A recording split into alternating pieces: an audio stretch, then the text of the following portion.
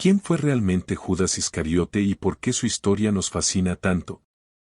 Criado en Queriot, este discípulo de Jesús tuvo una juventud marcada por enseñanzas que entrelazaban la esperanza de un Mesías con la visión de un liberador político y militar, tal como se describe en las profecías de Daniel.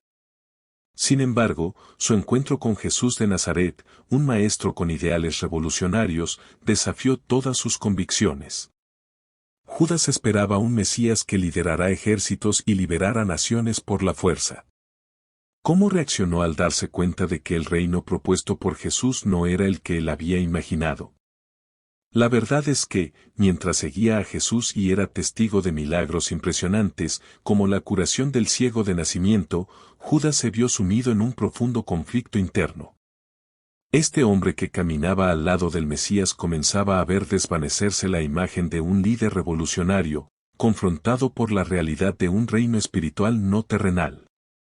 Este dilema no solo agitaba el corazón de Judas, sino que también sembraba las semillas de una decisión que entraría en la historia como el epítome de la traición.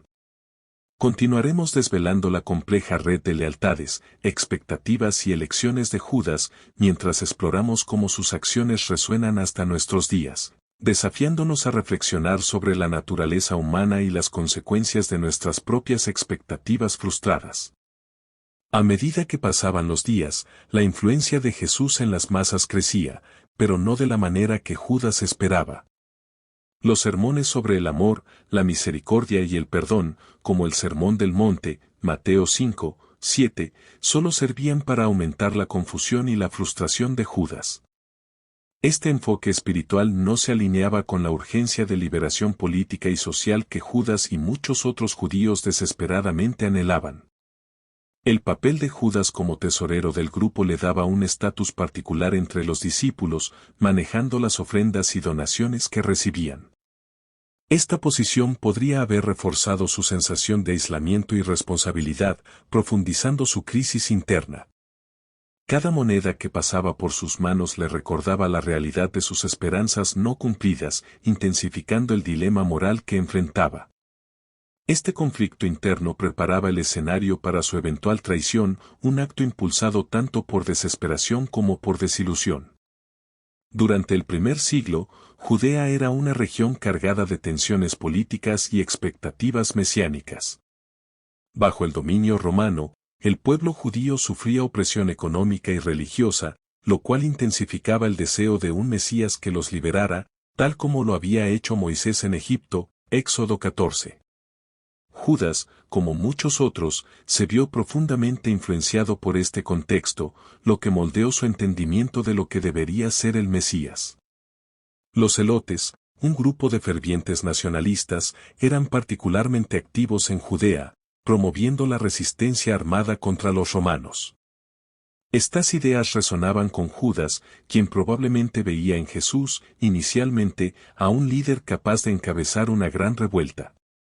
Sin embargo, la paciencia y la doctrina pacifista de Jesús, quien predicaba dar la otra mejilla, Mateo 5, 39, chocaban con la realidad política y social que Judas experimentaba día a día. A medida que Judas se movía entre la multitud, escuchaba constantemente rumores y deseos de libertad que parecían hacer eco a sus propias esperanzas. Estos sentimientos eran alimentados por las enseñanzas en las sinagogas, donde se leía a los profetas como Isaías, que hablaban de un libertador, Isaías 61, 1. Este entorno, cargado de esperanza mesiánica y desesperación por la ocupación romana, creaba un caldo de cultivo para la radicalización de Judas. La respuesta no violenta de Jesús a la opresión romana, centrada en la transformación espiritual en lugar de la rebelión militar, dejaba a Judas cada vez más desorientado y frustrado. La discrepancia entre las expectativas de un Mesías como líder militar y la realidad del ministerio de Jesús, que enfatizaba el amor y el perdón incluso hacia los enemigos, solo acentuaba el conflicto interno de Judas, preparándolo para tomar decisiones extremas en un intento desesperado por reconciliar sus ideales. En la cultura judía del primer siglo, la figura del Mesías estaba cargada de expectativas de liberación y grandeza, influida por textos como el de Daniel, que predecían la llegada de un rey ungido que establecería un reino eterno, Daniel 7, 13 a 14. Estas expectativas se centraban en la liberación de la opresión romana y la restauración del reino de Israel, una esperanza que se había fortalecido con cada generación. Judas, compartiendo estas esperanzas, se encontró inicialmente cautivado por el carisma y los milagros de Jesús, observando actos como la alimentación de los 5.000, Mateo 14, 13 a 21. Judas pudo haber interpretado estos signos como indicativos de que Jesús tenía el poder divino necesario para liberar a su pueblo. Sin embargo, el mensaje de Jesús sobre un reino espiritual no terrenal comenzaba a causar una creciente decepción en Judas. Los debates con otros discípulos sobre el significado de las enseñanzas de Jesús y su papel como el Mesías probablemente intensificaron la confusión de Judas. Mientras otros discípulos quizás veían en las parábolas y milagros una señal de un nuevo tipo de reino, Judas luchaba por reconciliar estas enseñanzas con las necesidades inmediatas y palpables de liberación y justicia social que veía en su entorno. Esta discrepancia entre la realidad de las enseñanzas de Jesús y las esperanzas mesiánicas tradicionales se hacía cada vez más difícil de manejar para Judas. El creciente deseo de un cambio tangible y rápido que aliviara el sufrimiento de su pueblo lo llevaba a cuestionar si había malinterpretado el propósito de Jesús. Este conflicto interno es fundamental para entender por qué Judas pudo haber llegado a considerar la traición como una forma de forzar la mano de Jesús, provocando un cambio drástico que alineara con las esperanzas mesiánicas de liberación. Cuando Judas Iscariote decidió seguir a Jesús, lo hizo con la esperanza de que él fuera el Mesías prometido, aquel que liberaría a Israel de sus opresores romanos. La llamada de Jesús resonó profundamente en Judas, llenándolo de un fervor revolucionario. En ese momento, Judas vio en Jesús no solo a un maestro espiritual, sino a un posible líder político que podría guiar a su pueblo hacia la libertad. Inicialmente, la enseñanza de Jesús sobre el reino de Dios como algo que está dentro de vosotros, Lucas 17, 21, fue una llamada a una transformación interna que precedería a la liberación política. Esta interpretación se alineaba con la creencia judía de que la pureza espiritual y la adhesión a la ley de Dios traerían la intervención divina y la restauración del reino. Sin embargo, a medida que el ministerio de Jesús avanzaba, la naturaleza de sus enseñanzas y acciones comenzó a divergir de las expectativas convencionales de un Mesías. Los actos de compasión y las parábolas sobre el perdón y la misericordia, como la del Hijo Pródigo, Lucas 15, 11 a 32, destacaban un enfoque en la transformación personal sobre la revolución política, algo que probablemente confundía y frustraba a Judas. Esta frustración se vio exacerbada por la respuesta de Jesús a los actos de opresión romana. En lugar de liderar protestas o llamar a la resistencia, Jesús predicaba el amor hacia los enemigos, Mateo 5, 44, y el pago de impuestos al César, Mateo 22, 21. Para Judas, este enfoque podría haber parecido una aceptación de la dominación romana en lugar de una estrategia para derrocarla. Este conflicto entre las expectativas de Judas y las acciones de Jesús plantea un dilema central en la historia de la traición. Cada milagro y enseñanza de Jesús que subrayaba la paz y la reconciliación, este creciente desencanto es clave para comprender la trágica decisión de Judas de traicionar a Jesús en un intento desesperado por reconciliar sus esperanzas mesiánicas con la realidad que vivía día a día. Judas Iscariote enfrentaba una profunda contradicción entre el reino que Jesús prometía y el que él había esperado. Mientras Jesús hablaba de un reino no de este mundo, Judas, influenciado por las enseñanzas judías tradicionales, anhelaba un reino terrenal que pusiera fin a la opresión romana. Esta discrepancia fundamental marcaba cada interacción de Judas con Jesús y con los otros discípulos. Las enseñanzas de Jesús, como cuando mencionaba que su reino no era de este mundo, Juan 18, 36, chocaban con la urgencia de Judas por cambios tangibles e inmediatos en la estructura política y social de Judea. Esta visión espiritual, aunque profundamente revolucionaria en un sentido religioso, no satisfacía las expectativas de Judas ni las de muchos judíos contemporáneos que sufrían bajo el yugo romano. La participación de Judas en el grupo de discípulos le permitió observar de cerca los milagros y escuchar las parábolas que Jesús utilizaba para describir el reino de Dios. Sin embargo, en lugar de ver en estos actos una promesa de liberación política, comenzó a ver una serie de enseñanzas que apuntaban a una transformación interna y personal, como se refleja en parábolas como la del sembrador, Mateo 13, 3-9. Este enfoque interno, aunque moral y espiritualmente enriquecedor, planteaba un desafío directo a la visión de Judas sobre la acción mesiánica. La incapacidad de reconciliar estas diferencias llevó a Judas a un estado de confusión y frustración crecientes. Sentía que cada momento con Jesús, aunque espiritualmente iluminador, lo alejaba más de la liberación nacional que tanto deseaba. La tensión entre los ideales mesiánicos terrenales y la realidad del mensaje espiritual de Jesús no solo confundió a Judas, sino que también lo aisló emocionalmente y espiritualmente de sus compañeros discípulos, quienes parecían aceptar más plenamente la visión de Jesús.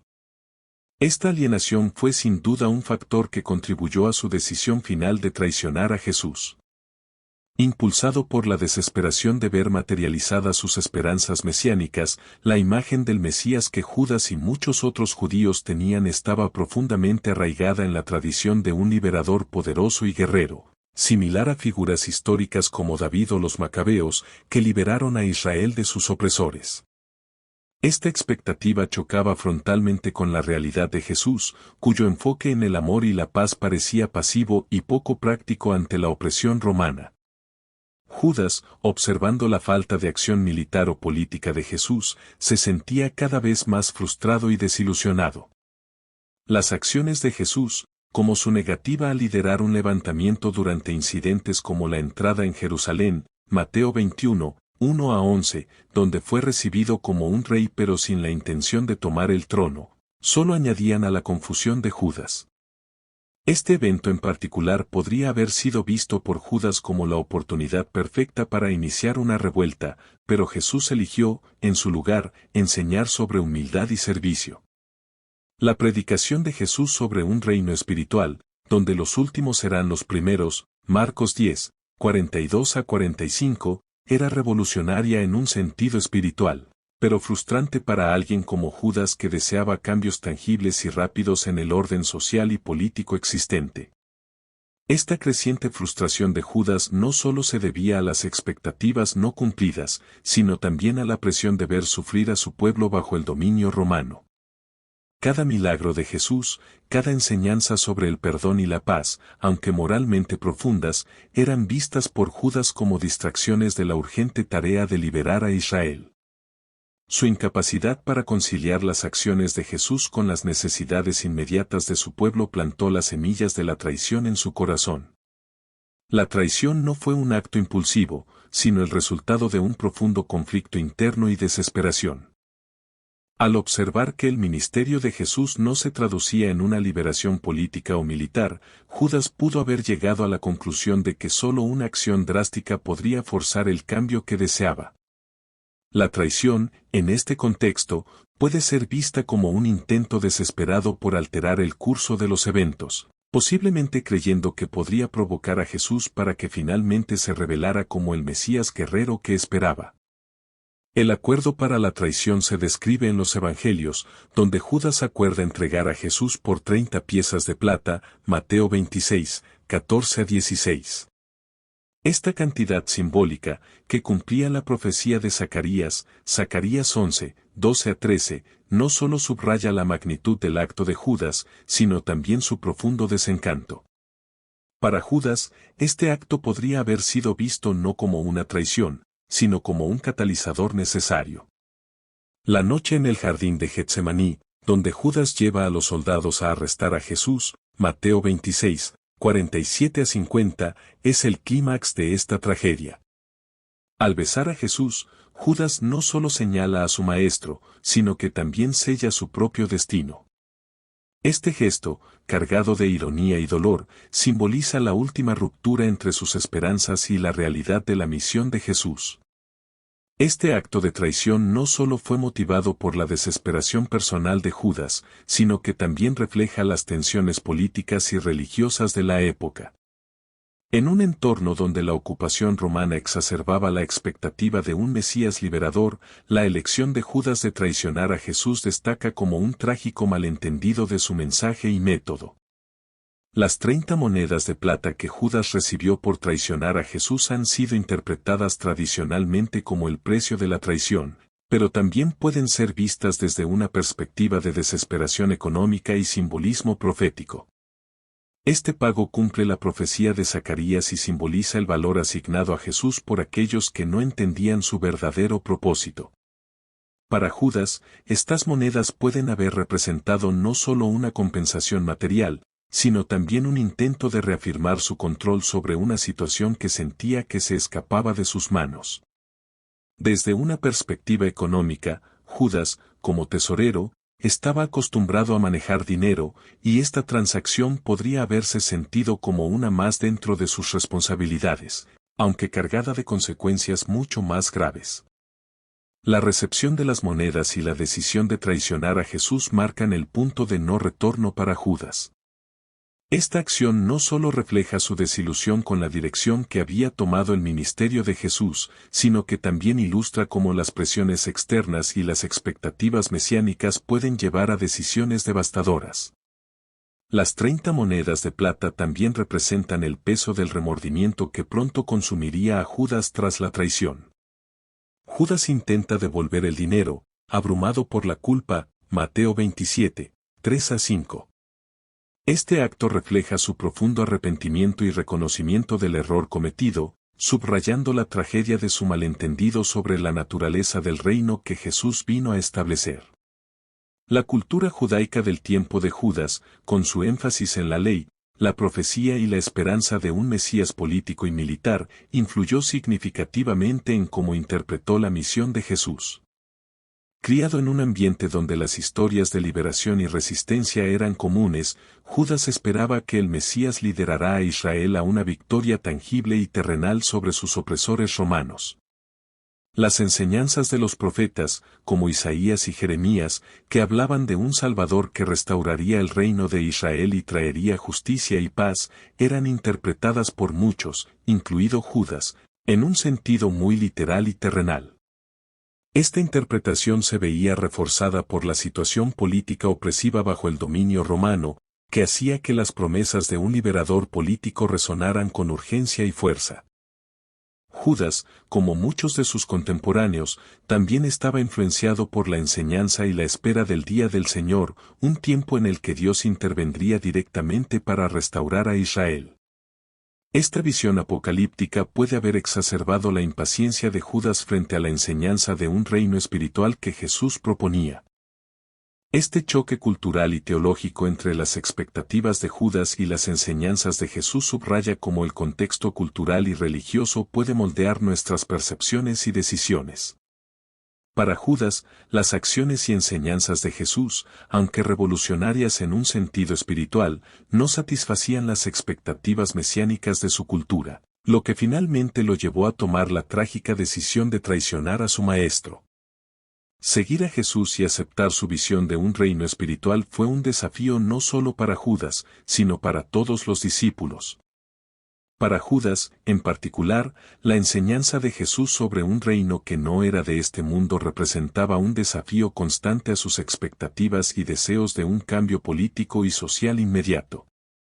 Este conflicto entre las enseñanzas de Jesús y las esperanzas personales de Judas es un ejemplo claro de cómo las diferencias en la comprensión espiritual y terrenal pueden llevar a conflictos internos profundos. La insistencia de Jesús en valores como el perdón, el servicio a los demás y el amor incondicional, encapsulados en parábolas como la del buen samaritano, Lucas 10, 25-37, eran radicalmente contrarias a la mentalidad revolucionaria y a las expectativas de un Mesías guerrero. Para Judas, estos conceptos, aunque moralmente valiosos, parecían prácticamente inútiles en el contexto de la opresión romana. La dificultad de Judas para integrar estas enseñanzas se veía agravada por la presión de su entorno, donde la urgencia de liberación política era palpable. Cada milagro y parábola de Jesús, en lugar de confirmar su papel como el liberador esperado, solo servía para profundizar la brecha entre las expectativas de Judas y la realidad de la misión de Jesús. Esta tensión culmina en la decisión de traicionar a Jesús, un acto que Judas pudo haber visto como un último recurso para reconciliar su fe en el Mesías con las realidades de su mundo. La triste ironía de este acto es que, aunque Judas buscaba un cambio mediante la traición, lo que logró fue precipitar un evento que demostró la naturaleza verdaderamente transformadora y eterna del reino que Jesús vino a establecer. La expectativa de un Mesías que lideraría una insurrección política y militar, según la tradición judía, se basaba en interpretaciones de textos proféticos como los de Isaías y Daniel, que hablaban de un Salvador que restauraría el reino de Israel y gobernaría con justicia, Isaías 9, 6. Influenciado por estas enseñanzas, Judas esperaba que Jesús encabezara una rebelión tangible contra el dominio romano. La confusión de Judas se agravaba a medida que Jesús hablaba de un reino diferente, uno que no implicaba poder terrenal, sino espiritual y moral. Las enseñanzas de Jesús sobre el perdón y el amor al prójimo, fundamentales en parábolas como la del sembrador, Mateo 13, 18 a 23, chocaban con la visión militarista del mesianismo que Judas y muchos otros compartían.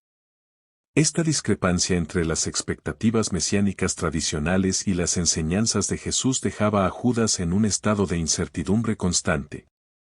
Al no ver cumplidas sus expectativas de un levantamiento, la frustración de Judas se intensificaba, alimentando su decisión final de traicionar a quien no cumplía con el papel mesiánico que había anticipado.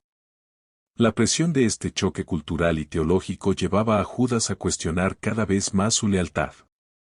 La idea de un Mesías que priorizaba la transformación interna sobre la liberación política era revolucionaria, pero también extremadamente difícil de aceptar para alguien criado en una tradición que esperaba un liberador en términos muy diferentes.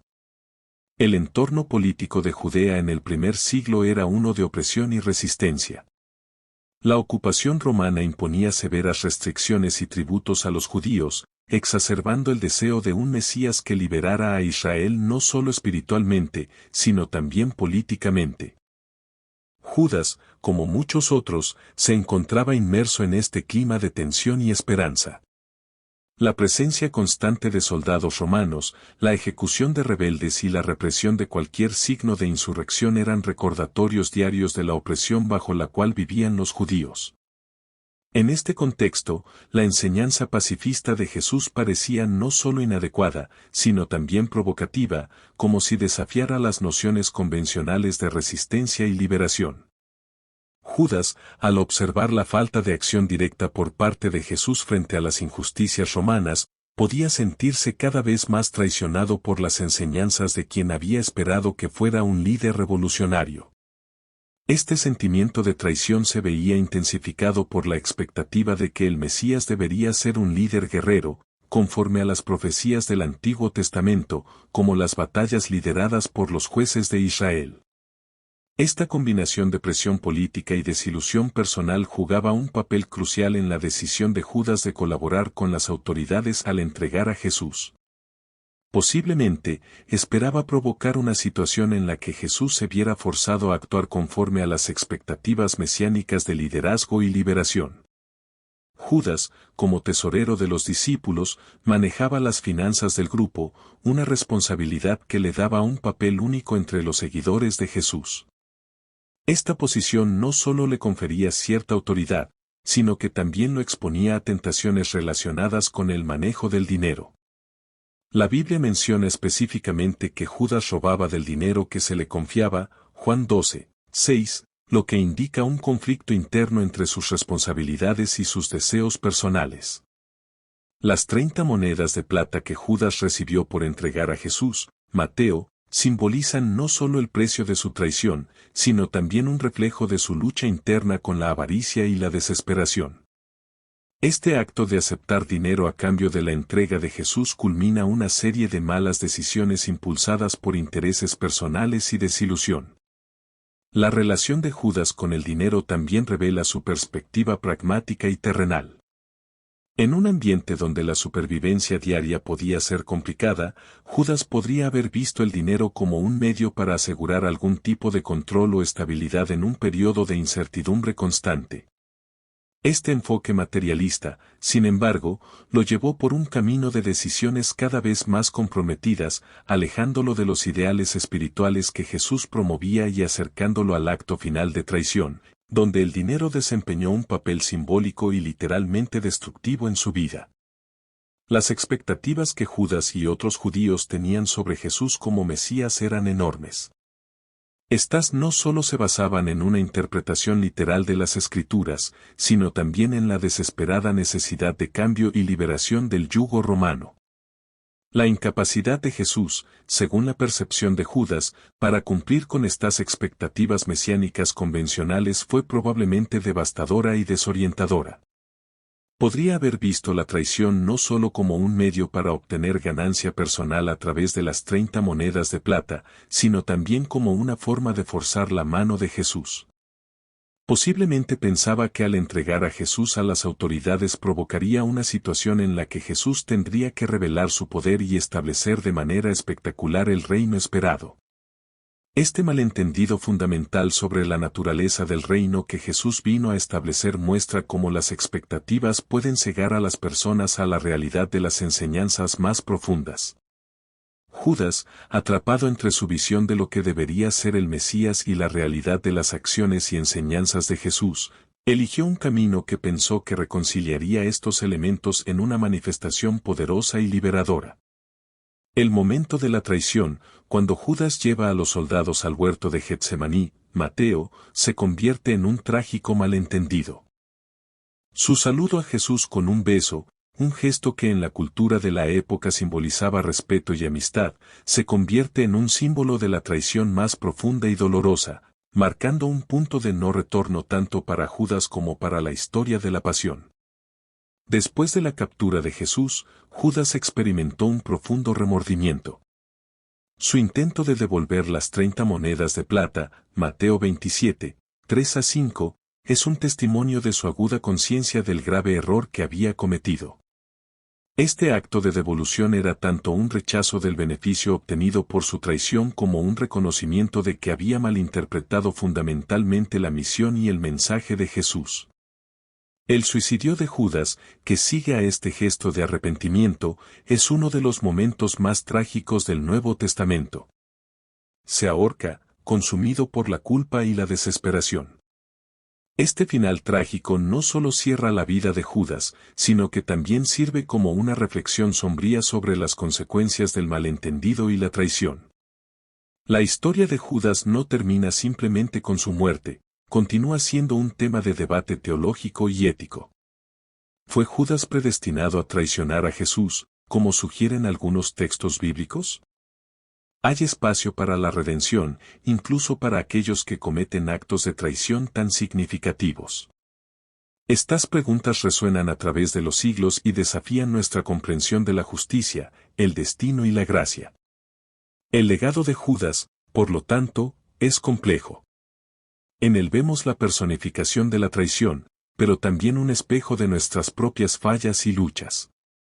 Su historia es un recordatorio de que nuestras acciones tienen consecuencias profundas y que nuestras decisiones, especialmente cuando están basadas en malentendidos o expectativas erróneas, pueden llevarnos por caminos que nunca intentamos seguir. Judas, como tesorero del grupo, tenía un rol único que lo colocaba en una posición de manejar los recursos financieros de los discípulos. Esta responsabilidad no solo le confería cierta autoridad dentro del grupo, sino que también le presentaba desafíos éticos y tentaciones relacionadas con el manejo del dinero. El Evangelio según Juan menciona que Judas solía sustraer dinero de la bolsa común, Juan 12, 6, lo que indica un conflicto entre sus deberes y sus deseos personales. Esta relación con el dinero puede haber exacerbado su sentido de frustración cuando las enseñanzas y acciones de Jesús no se alinearon con sus expectativas mesiánicas. La decisión de traicionar a Jesús, compensada con 30 monedas de plata, refleja no solo una traición espiritual, sino también un fallo moral impulsado por intereses financieros. Este acto resalta cómo las presiones económicas y las oportunidades pueden distorsionar el juicio, llevando a decisiones que tienen consecuencias trágicas y profundas. El simbolismo de las 30 monedas de plata es significativo, no solo representan el precio de la traición, sino que también cumplen con las profecías del Antiguo Testamento, como la mencionada en Zacarías 11, 12 a 13, que predecían que el Mesías sería traicionado por tal suma. Esta conexión profética subraya la inevitabilidad y la gravedad de la traición de Judas, mostrando cómo sus acciones personales se entrelazan con el cumplimiento del destino divino. El remordimiento que Judas experimenta después de recibir el dinero y entregar a Jesús subraya la vacuidad de su ganancia material frente a la magnitud de su pérdida espiritual. Su intento de devolver el dinero, Mateo, ilustra la desesperación y el aislamiento total que siente al darse cuenta de que sus acciones, aunque motivadas en parte por el dinero, lo han alejado irreparablemente de la comunidad y de la gracia. Judas vivía bajo una enorme presión debido a las expectativas mesiánicas y políticas de su tiempo. Muchos judíos esperaban un Mesías que liberaría a Israel del dominio romano mediante una revuelta militar. Estas interpretaciones ofrecen una rica área de exploración teológica y ética, invitando a reflexionar sobre la interacción entre el destino divino y la elección humana, y sobre cómo entendemos y aplicamos los conceptos de justicia y misericordia en contextos complejos. La historia de Judas Iscariote proporciona una poderosa lección sobre las complejidades del espíritu humano, la traición y las consecuencias de nuestras acciones. Su vida y su destino invitan a una reflexión profunda sobre la ética, la redención y el significado del verdadero arrepentimiento.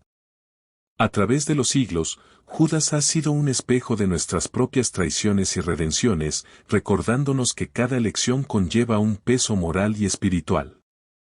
Su legado, lleno de dolor, arrepentimiento y preguntas sin respuesta, continúa resonando en la cultura contemporánea, desafiándonos a buscar la comprensión y la misericordia en nuestras propias vidas. La figura de Judas nos anima a examinar nuestras propias acciones y motivaciones y a considerar cómo nuestras decisiones afectan a otros y a nosotros mismos. A través de Judas, exploramos temas de lealtad, traición y las posibilidades de redención. Su historia actúa como una advertencia sobre las consecuencias de nuestras acciones y como un recordatorio de la profunda necesidad de comprensión y perdón en un mundo complejo y a menudo confuso. Finalmente, la historia de Judas no es solo una narrativa sobre el mal o la traición, sino también una invitación a investigar la gracia, la misericordia y la posibilidad de redención. Nos recuerda que, mientras la traición puede ser parte de la experiencia humana, también lo son la compasión y el perdón. Desvelaremos la cautivadora historia de Dimas, un personaje que, aunque figura discretamente en los relatos bíblicos, desempeña un papel crucial en el evento más significativo de la historia cristiana, la crucifixión. ¿Quién fue Dimas y cómo llegó a estar colgado junto a Jesucristo en el monte Gólgota? ¿Por qué su historia resuena aún hoy con un mensaje de fe y redención? Mientras Jesús enfrentaba su destino final entre dos condenados, Dimas, uno de ellos, se encontró en el epicentro de un momento divino de misericordia. Esta narrativa no solo nos invita a ser testigos de la transformación de un hombre en sus últimos momentos de vida, sino también a entender cómo un acto de fe puede alterar completamente el curso de una existencia, incluso en circunstancias extremas de sufrimiento y humillación. Cristo fue colgado en la cruz en el monte Gólgota, acompañado por dos criminales, Dimas y Gestas. En medio del sufrimiento y la humillación, se presentó una oportunidad extraordinaria para la misericordia y la salvación, transformando para siempre el destino de Dimas. Esa transformación comenzó en una noche oscura en el jardín de Getsemaní. Ante su destino inminente, Jesús se apartó de sus seguidores para orar en soledad. Elevó una súplica llena de angustia al Padre: Padre, si es posible, líbrame de este sufrimiento, pero que se cumpla tu voluntad, no la mía. Lucas.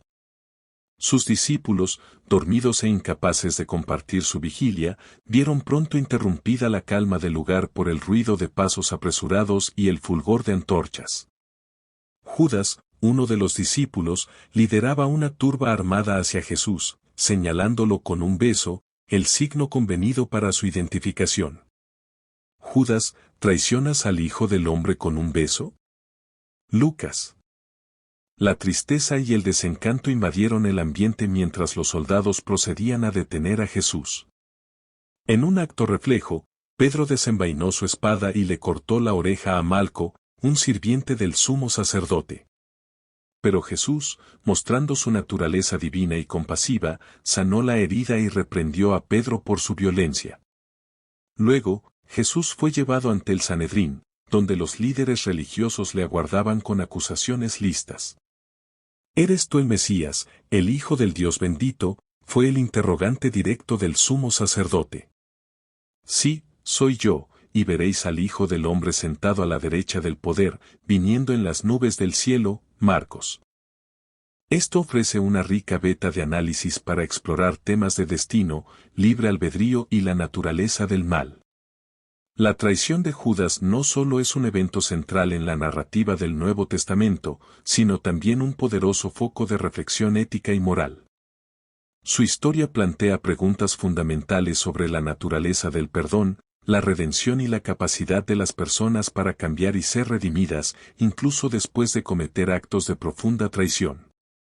La decisión de Judas de traicionar a Jesús, motivada por una combinación de desesperación, malentendido y posiblemente avaricia, ofrece una lección sobre las peligrosas consecuencias de acciones basadas en interpretaciones erróneas o en el deseo de controlar los eventos según nuestros propios términos. Esto resalta la importancia de buscar comprender verdaderamente nuestras creencias y las enseñanzas que seguimos, y de reflexionar profundamente sobre las decisiones que tomamos. La forma en que la comunidad cristiana ha interpretado y reaccionado a la figura de Judas a lo largo de los siglos refleja las actitudes cambiantes hacia el concepto de traición y redención. La historia de Judas invita a los fieles y a los pensadores a examinar las complejidades del perdón y la posibilidad de recuperación moral y espiritual, incluso en los casos más difíciles. La posibilidad de redención para Judas Iscariote es un tema que ha intrigado a teólogos, escritores y artistas a lo largo de los siglos. En el cristianismo, la redención está al alcance de todos, lo que plantea la cuestión de si Judas, a pesar de su traición, podría haber sido perdonado. Esta pregunta toca profundamente la doctrina del perdón ilimitado que Jesús predicó, como se ve en su mandato de perdonar 70 veces 7, Mateo. Sin embargo, la figura de Judas desafía nuestra comprensión del perdón y la gracia. Algunos interpretan su suicidio como una señal de remordimiento, un acto de contrición que podría ser visto como un paso hacia su redención. Sin embargo, la tradición más ortodoxa lo ha visto a menudo como la condena definitiva, un final sin esperanza que subraya la gravedad de su traición. Este debate subraya una tensión fundamental entre la justicia y la misericordia en las enseñanzas cristianas. ¿Fue Judas predestinado a traicionar a Jesús? En textos bíblicos hay espacio para la redención, incluso para aquellos que cometen actos de traición tan significativos. A través de los siglos, nuestra comprensión de la justicia, el destino y la gracia ha evolucionado. La especulación sobre si Judas podría haber sido perdonado, si hubiera buscado el perdón de Jesús, sigue siendo un tema poderoso para la reflexión sobre la naturaleza del arrepentimiento y la redención. Explora la profundidad del amor y el perdón de Dios, ofreciendo esperanza incluso en las circunstancias más desesperadas. Judas Iscariote ha dejado una huella indeleble en la cultura mundial, simbolizando la traición definitiva. Su nombre es utilizado comúnmente para denotar a un traidor, y su figura ha sido explorada en numerosas obras de arte, literatura y cine. Esta fascinación cultural refleja la complejidad de su personaje y los temas universales de traición, culpa y consecuencia. En la literatura, Judas ha sido retratado desde varias perspectivas, algunas simpatizantes y otras condenatorias. En la pintura, desde el Renacimiento hasta la modernidad, Judas es a menudo mostrado en momentos clave, como la última cena o en el acto de traicionar a Jesús con un beso, capturando visualmente el drama y la emoción de sus acciones. Culturalmente, la figura de Judas invita a la reflexión sobre la naturaleza humana, el poder de las decisiones y las consecuencias de nuestros actos. Su historia actúa como un espejo de nuestras propias traiciones y los dilemas morales que enfrentamos, haciéndolo un personaje eternamente relevante en el discurso ético y espiritual. Judas también ha influido en el arte, la literatura y el teatro, siendo inevitable que estas representaciones reflejen las variadas interpretaciones de su carácter y sus motivaciones, y cómo estas percepciones cambian según los valores y creencias de cada época. Al considerar la figura de Judas en un contexto más amplio, es interesante compararlo con otros traidores notorios de la historia y la literatura, como Bruto, quien traicionó a Julio César, o incluso figuras contemporáneas cuyas acciones han sido vistas como traiciones a su país o causa. Estas comparaciones resaltan cómo las acciones de Judas se enmarcan dentro de una larga tradición de traiciones que han cambiado el curso de la historia. Estas historias comparten temas comunes de ambición, desesperación, conflicto moral y las dramáticas repercusiones de la traición. Sin embargo, la historia de Judas es única en su conexión con lo divino y el destino, ofreciendo una dimensión adicional de interpretación teológica y existencial que otras historias de traición no poseen. Comparar a Judas con otros traidores permite una reflexión sobre la naturaleza de la traición y sus motivaciones.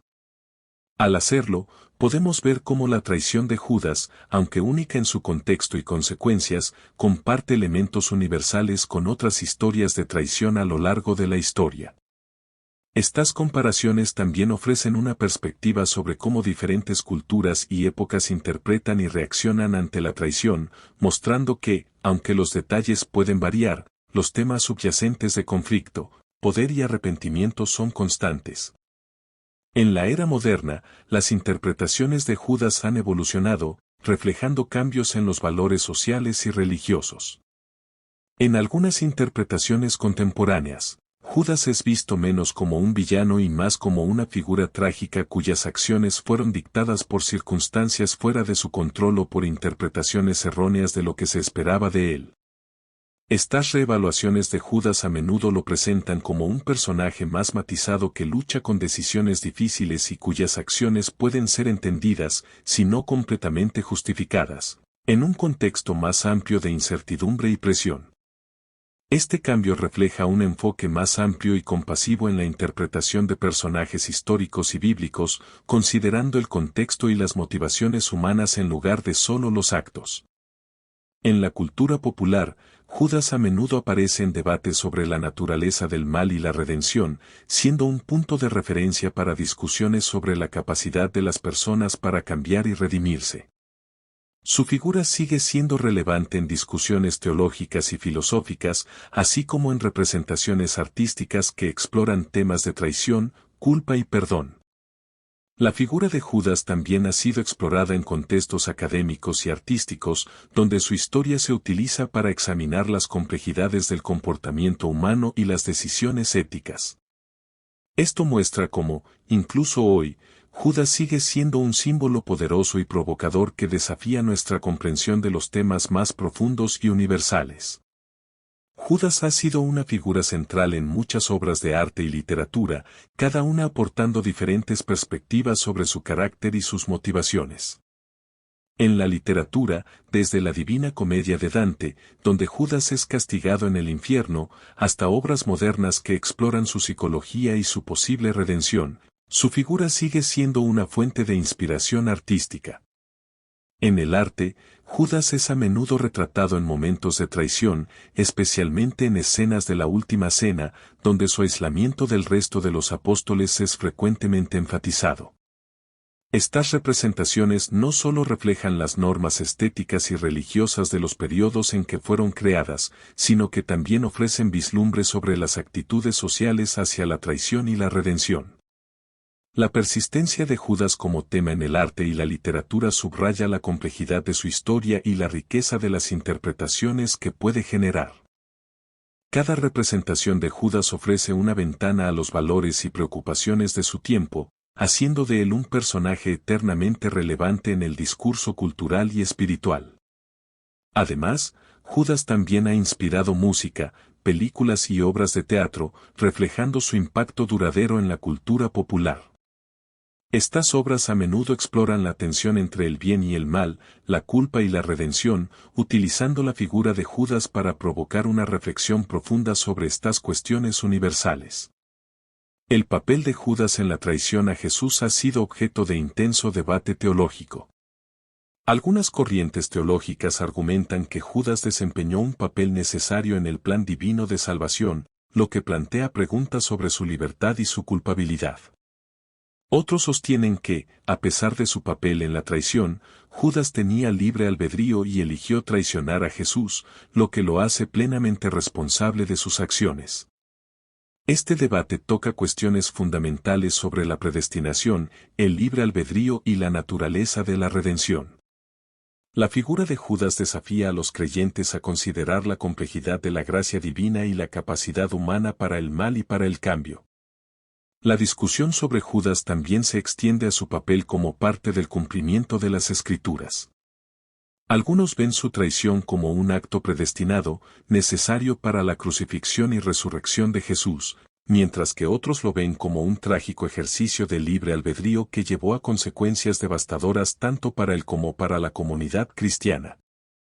Estas interpretaciones ofrecen una rica área de exploración teológica y ética, invitando a reflexionar sobre la interacción entre el destino divino y la elección humana, y sobre cómo entendemos y aplicamos los conceptos de justicia y misericordia en contextos complejos. La historia de Judas Iscariote proporciona una poderosa lección sobre las complejidades del espíritu humano, la traición y las consecuencias de nuestras acciones. Su vida y su destino invitan a una reflexión profunda sobre la ética, la redención y el significado del verdadero arrepentimiento. A través de los siglos, Judas ha sido un espejo de nuestras propias traiciones y redenciones, recordándonos que cada elección conlleva un peso moral y espiritual. Su legado, lleno de dolor, arrepentimiento y preguntas sin respuesta, continúa resonando en la cultura contemporánea, desafiándonos a buscar la comprensión y la misericordia en nuestras propias vidas. La figura de Judas nos anima a examinar nuestras propias acciones y motivaciones y a considerar cómo nuestras decisiones afectan a otros y a nosotros mismos. A través de Judas, exploramos temas de lealtad, traición y las posibilidades de redención. Su historia actúa como una advertencia sobre las consecuencias de nuestras acciones y como un recordatorio de la profunda necesidad de comprensión y perdón en un mundo complejo y a menudo confuso. Finalmente, la historia de Judas no es solo una narrativa sobre el mal o la traición, sino también una invitación a investigar la gracia, la misericordia y la posibilidad de redención. Nos recuerda que, mientras la traición puede ser parte de la experiencia humana, también lo son la compasión y el perdón. Desvelaremos la cautivadora historia de Dimas, un personaje que, aunque figura discretamente en los relatos bíblicos, desempeña un papel crucial en el evento más significativo de la historia cristiana, la crucifixión. ¿Quién fue Dimas y cómo llegó a estar colgado junto a Jesucristo en el monte Gólgota? ¿Por qué su historia resuena aún hoy con un mensaje de fe y redención? Mientras Jesús enfrentaba su destino final entre dos condenados, Dimas, uno de ellos, se encontró en el epicentro de un momento divino de misericordia. Esta narrativa no solo nos invita a ser testigos de la transformación de un hombre en sus últimos momentos de vida, sino también a entender cómo un acto de fe puede alterar completamente el curso de una existencia, incluso en circunstancias extremas de sufrimiento y humillación. Cristo fue colgado en la cruz en el monte Gólgota, acompañado por dos criminales, Dimas y Gestas. En medio del sufrimiento y la humillación, se presentó una oportunidad extraordinaria para la misericordia y la salvación, transformando para siempre el destino de Dimas. Esa transformación comenzó en una noche oscura en el jardín de Getsemaní. Ante su destino inminente, Jesús se apartó de sus seguidores para orar en soledad. Elevó una súplica llena de angustia al Padre: Padre, si es posible, líbrame de este sufrimiento, pero que se cumpla tu voluntad, no la mía. Lucas. Sus discípulos, dormidos e incapaces de compartir su vigilia, vieron pronto interrumpida la calma del lugar por el ruido de pasos apresurados y el fulgor de antorchas. Judas, uno de los discípulos, lideraba una turba armada hacia Jesús, señalándolo con un beso, el signo convenido para su identificación. Judas, ¿traicionas al Hijo del Hombre con un beso? Lucas. La tristeza y el desencanto invadieron el ambiente mientras los soldados procedían a detener a Jesús. En un acto reflejo, Pedro desenvainó su espada y le cortó la oreja a Malco, un sirviente del sumo sacerdote. Pero Jesús, mostrando su naturaleza divina y compasiva, sanó la herida y reprendió a Pedro por su violencia. Luego, Jesús fue llevado ante el Sanedrín, donde los líderes religiosos le aguardaban con acusaciones listas. ¿Eres tú el Mesías, el Hijo del Dios bendito?, fue el interrogante directo del sumo sacerdote. Sí, soy yo, y veréis al Hijo del Hombre sentado a la derecha del poder, viniendo en las nubes del cielo. Marcos. A los presentes, selló su sentencia de muerte. Dado que los judíos no podían ejecutar a nadie, Jesús fue entregado a Poncio Pilato, el gobernador romano. Pilato, pragmático y reacio a juzgar sin fundamento, reconoció la envidia detrás de las acusaciones. No encuentro delito en este hombre, afirmó. Así, mientras Jesús enfrentaba su destino, Dimas observaba, presenciando una demostración sin precedentes de gracia y redención que marcaría su última reflexión. Mientras Jesús se enfrentaba a sus últimas horas, Dimas, al observar la dignidad con la que Jesús aceptaba su destino, experimentó una profunda transformación interior. Rodeado de burlas y desprecio, optó por un camino distinto al del resentimiento, impulsado por el ejemplo de amor y perdón de Jesús, quien incluso en su agonía ofreció consuelo a otros. Dimas encontró el valor para buscar la redención, dirigiéndose a Jesús y rogándole, «Acuérdate de mí cuando entres en tu reino», Lucas.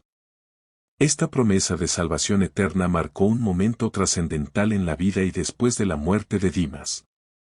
Ante la creciente presión de la muchedumbre y las autoridades eclesiásticas, Pilato buscaba una salida para no inculparse en la decisión final. Propuso al pueblo elegir entre liberar a Jesús o a Barrabás, un conocido delincuente. Manipulada por los líderes religiosos, la multitud escogió a Barrabás y vociferó pidiendo la crucifixión de Jesús. Frente a la insistencia popular y tras intentos infructuosos por apaciguar los ánimos, Pilato se lavó las manos ante la congregación, declarando su desvinculación del destino de Jesús. «Me declaro libre de la sangre de este justo. Esta responsabilidad recae en vosotros». Luego, entregó a Jesús a la brutalidad de los soldados romanos. Los militares, sin piedad, flagelaron a Jesús con un flagrum, una herramienta diseñada para mutilar severamente la carne. No satisfechos con su sufrimiento, le colocaron una corona de espinas y un manto púrpura, y en su mano pusieron una caña como burla a su realeza, escarnecido como el rey de los judíos. Con el alba y a pesar de su estado debilitado, Jesús fue obligado a llevar su propia cruz hacia el monte Gólgota. La procesión era una amalgama de emociones, desde la curiosidad morbosa hasta el odio visceral. Aunque pocos, algunos corazones mostraban compasión, entre ellos Dimas, un convicto también destinado a la crucifixión. Aquel día observaba, conocía de rumores los milagros de Jesús, pero nunca imaginó ver a este hombre mantener la calma y la dignidad frente a tal adversidad. El viaje a través del monte, cargando su cruz, iniciaba un capítulo que transformaría radicalmente la existencia de Dimas. La multitud seguía cada paso, algunos con burlas, otros llorando por la trágica escena. Dimas, desde su perspectiva de condenado, no solo observaba el agobio físico de Jesús, sino que percibía la fortaleza espiritual de este hombre sometido al extremo sufrimiento. Este era el comienzo de un evento que marcaría profundamente su percepción y su destino final. A medida que Jesús avanzaba hacia el Gólgota, la intensidad de la situación aumentaba. Cada paso era un testimonio de su resistencia y compromiso con su misión. A pesar del dolor físico y la traición emocional que lo rodeaba, la crueldad de los soldados y el clamor de la multitud contrastaban con la serenidad de Jesús, que, aunque abrumado por el peso de la cruz, se mantenía firme en su camino hacia el sacrificio. Esta dicotomía no pasaba desapercibida para Dimas, cuya vida había estado marcada por decisiones egoístas y delictivas. Al ver la entrega de Jesús, comenzó a cuestionar las bases de su propia existencia y los caminos que había elegido. Mientras tanto, la multitud que seguía el cortejo era un mosaico de emociones humanas, algunos gritaban insultos y escarnecían, otros observaban en silencio, sumidos en una profunda reflexión sobre la injusticia y el sacrificio. Entre ellos, figuras de compasión emergían ocasionalmente, personas que, con lágrimas en los ojos, reconocían en Jesús a alguien más que un simple hombre condenado. Este entorno, cargado de tensión y emoción, servía como un catalizador para que Dimas, al observar la dignidad con la que Jesús enfrentaba su destino, encontrara un atisbo de redención en su condena inminente. La figura de Jesús, portando su cruz a través de la adversidad, se convertía en un símbolo de esperanza y transformación, no solo para él, sino para todos los presentes que se permitían ver más allá de la superficie de los eventos. Sin embargo, un aura de tranquilidad inexplicable rodeaba a Jesús, un marcado contraste con la brutalidad circundante. A medida que Jesús se encaminaba, su cuerpo colapsaba repetidamente bajo el peso de la cruz. Los soldados romanos, impacientes y crueles, obligaron a Simón de Cirene, sacado de entre la multitud, a compartir la carga de la cruz con Jesús. Dimas observaba todo en un profundo silencio, sintiéndose abrumado por sentimientos de culpabilidad y compasión. Comenzó a meditar sobre su vida pasada, llena de errores y delitos, mientras observaba a Jesús, un hombre de acciones nobles, soportando la cruz a su lado, un reconocido malhechor. La imagen de un hombre justo como Jesús sufriendo junto a él, un criminal, era algo difícil de comprender. A lo largo de su travesía por la vía dolorosa hacia el Gólgota, algunas mujeres expresaban su tristeza y llanto por Jesús. A pesar de su propio dolor, Jesús se dirigió a ellas diciendo, «Hijas de Jerusalén, no lloren por mí, sino por ustedes y por sus hijos». Lucas. Esta declaración impactó profundamente a Dimas, quien se preguntaba qué tipo de hombre, en plena ejecución, se preocuparía por el bienestar de otros. Este era un hombre distinto, alguien a quien Dimas empezaba a respetar, a pesar de las circunstancias. Cuando finalmente llegaron al Gólgota, el sombrío espectáculo de las 3 cruces erigidas presagiaba el dolor venidero. Jesús fue clavado en su cruz, situado entre Dimas a su derecha y Gestas, otro ladrón, a su izquierda. El tormento era insoportable, pero Jesús, con una calma sobrenatural, miraba hacia el cielo. Los soldados sortearon sus vestiduras, jugando a los dados por su túnica, mientras los líderes religiosos se mofaban de él, retándolo, «Si realmente eres el Cristo, sálvate a ti mismo y a nosotros». Lucas. Dimas, callado, observaba cada detalle, absorbido por la bondad y santidad que Jesús emanaba, incluso en tales circunstancias. Las palabras de Jesús infundían esperanza no solo en Dimas, sino también en aquellos presentes con oídos dispuestos a escuchar. Mientras la multitud se dividía entre escépticos y creyentes, el acto de fe de Dimas se destacaba como un faro de redención. Su conversión en los momentos finales de su vida demostraba la fuerza transformadora de la verdadera fe y la posibilidad de perdón, incluso en circunstancias extremas. La crucifixión no era solo un símbolo de sacrificio, sino también un testimonio del poder renovador del amor y la misericordia que Jesús predicaba. Estando a su lado, Dimas experimentaba una transformación interna. Veía en Jesús una bondad y pureza que nunca había encontrado en nadie más. La forma en que Jesús oraba por aquellos que lo crucificaban y mostraba compasión, incluso en medio del sufrimiento, llevó a Dimas a reconsiderar su propia vida y sus acciones. Este encuentro, en medio del dolor y la muerte, sería el comienzo de un cambio profundo en él. La crucifixión en el Gólgota no era solo un espectáculo de horror y agonía, era también un escenario de redención y revelación.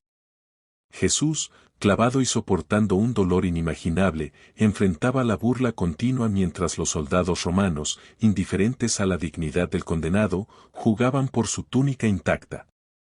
Sobre Jesús, un letrero proclamaba en varios idiomas, Jesús de Nazaret, Rey de los Judíos.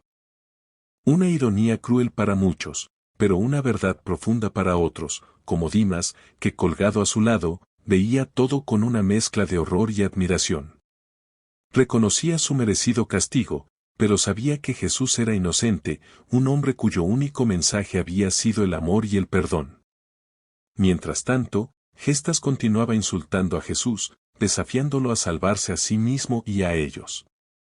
Dimas ya no toleraba la injusticia de esas declaraciones.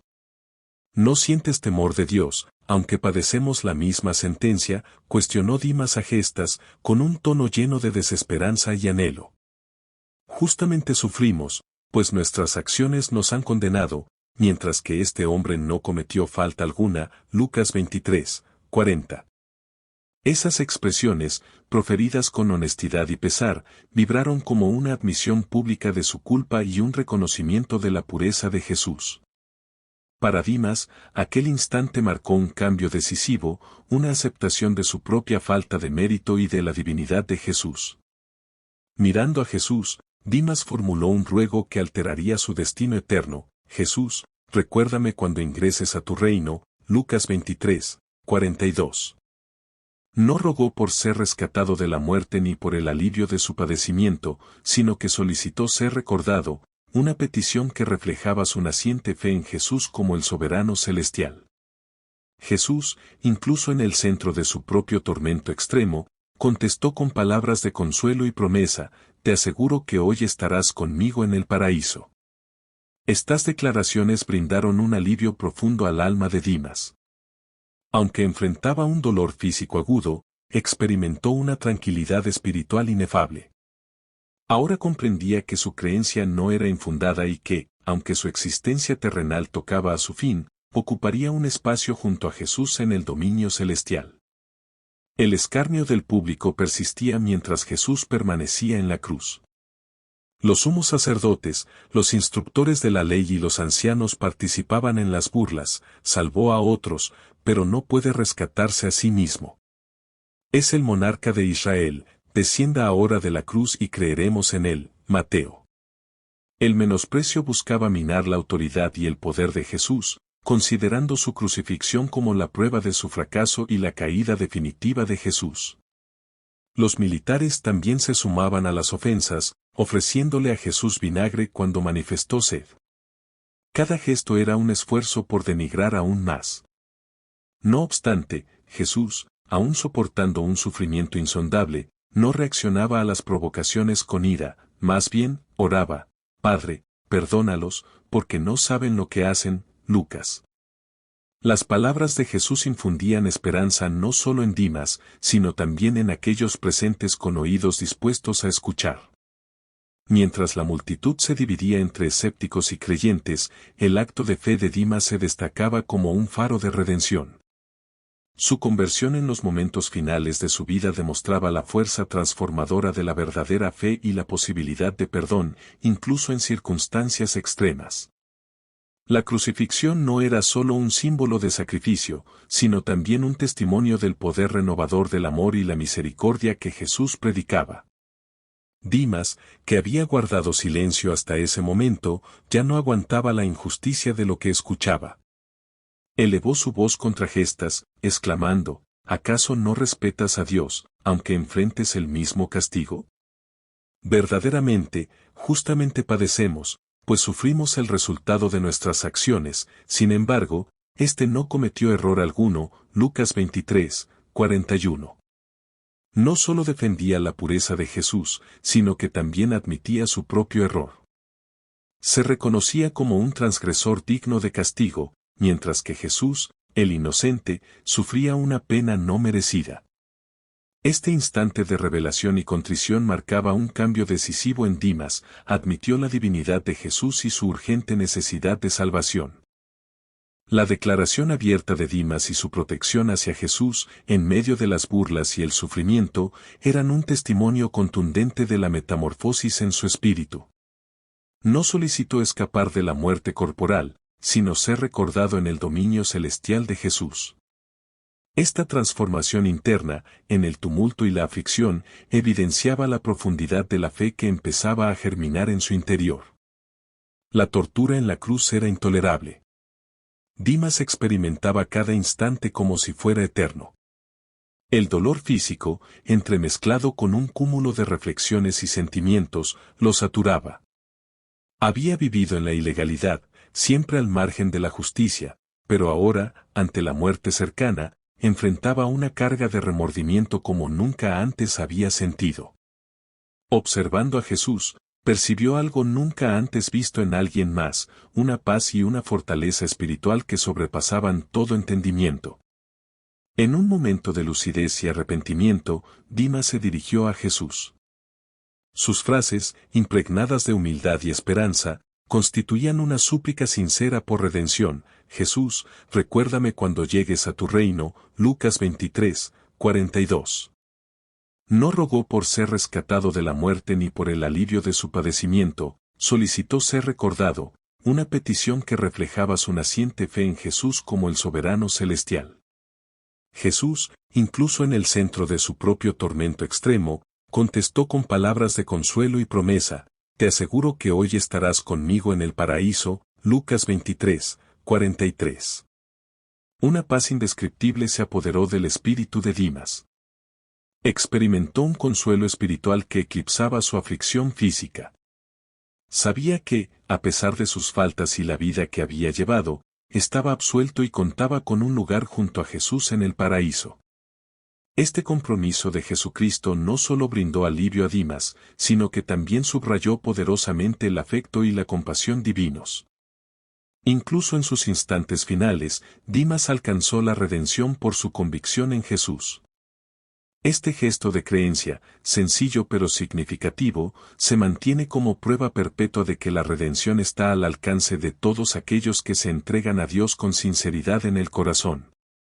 Observando a Dimas con ternura y afecto, Jesús expresó palabras que perdurarán eternamente: te aseguro que hoy compartirás conmigo el paraíso. Tal afirmación no solo aseguró a Dimas la salvación eterna, sino que también manifestó la magnitud del cariño de Jesús y su capacidad para absolver, aún en sus momentos finales. Jesús, cumpliendo su objetivo de rescatar a los descarriados, proporcionó un consuelo inexplicable al alma de Dimas. A pesar del agudo sufrimiento físico, experimentó una serenidad espiritual inédita. Comprendió entonces que su convicción no había sido en vano y que, aunque su existencia terrenal se extinguía, ocuparía un sitio junto a Jesús en el reino celestial. Tal promesa redentora fue una demostración contundente de la clemencia divina y la oportunidad de cambio, incluso en los últimos instantes. Para aquellos presentes, constituyó una verificación de la naturaleza salvadora del cometido de Jesús, evidenciando que la redención estaba accesible para todos, sin importar su historia o las faltas cometidas. Este episodio fue una muestra evidente de que la misericordia divina es ilimitada y que el verdadero arrepentimiento puede conducir a la redención.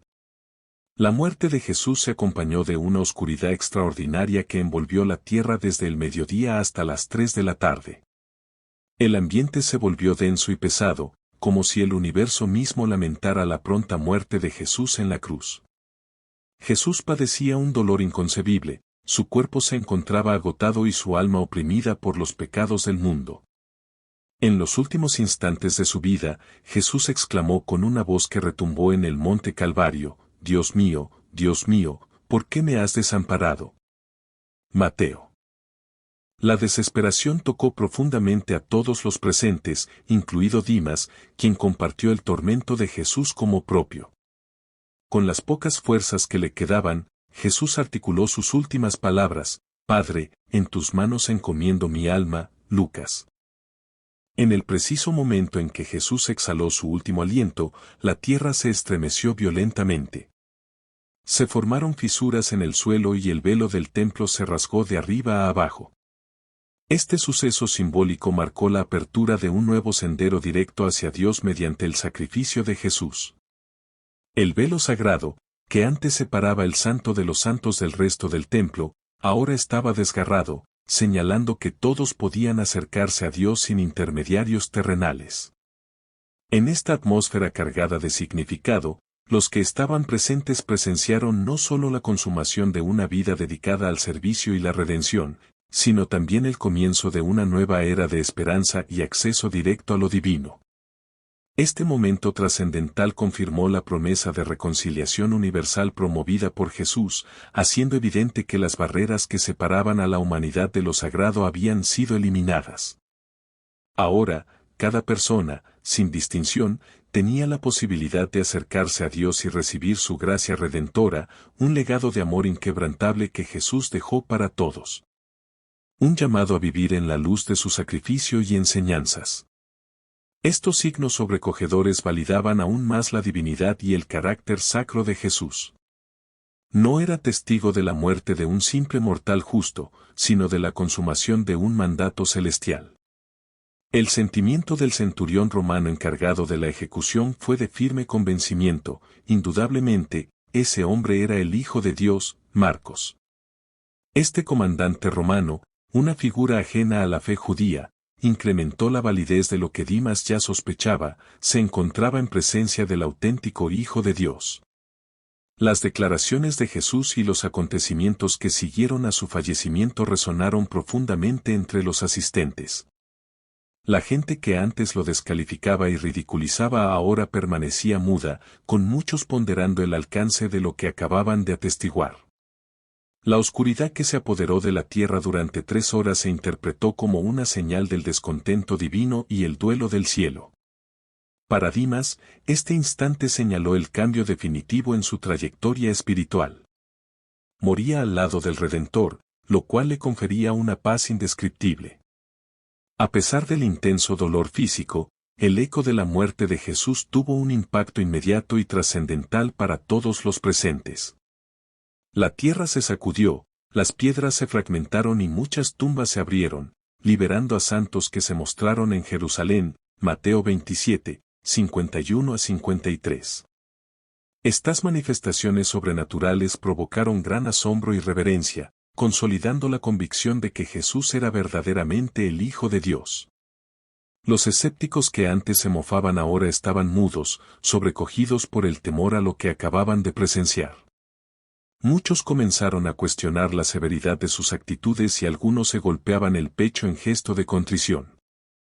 Conforme la quietud se asentaba entre la multitud, muchos empezaron a dispersarse lentamente, llevándose consigo la resonancia de lo acontecido, una mezcla de temor y asombro en sus corazones. Se sembraba una nueva comprensión sobre la figura de Jesús, provocando un replanteamiento de sus creencias y actitudes. Este profundo cambio interno prometía propagarse más allá de los muros de Jerusalén, sugiriendo el inicio de una transformación espiritual en la sociedad. Lo que presenciaron aquel día no sería simplemente recordado como un evento trágico, sino como el nacimiento de una nueva esperanza, una invitación abierta a reconsiderar el camino hacia lo divino y redescubrir la misericordia y el amor incondicional que Jesús había predicado. Bajo la cruz, María, la madre de Jesús, estaba sumergida en el dolor, aunque su fe la mantenía firme.